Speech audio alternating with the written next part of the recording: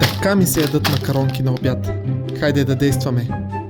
Включваме котлончето, слагаме тенджерката и наливаме водичка. И започваме да си добавяме макароните. 1, 2, 3. За 2 порцийки съветвам да сложите 93 макарончета. 39, 40,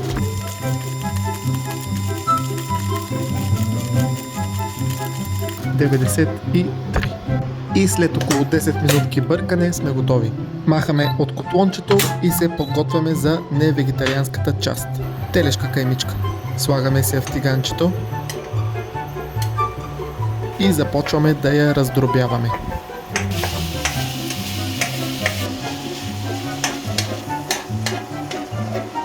Докато каймичката се готви, си чупим няколко яйца.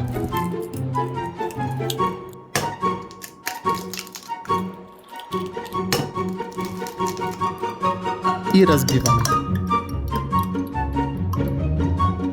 Каймичката вече е почти готова и добавяме доматено пюре. Малко черно пеперче, сол, чесън на прах и добавяме яйцата.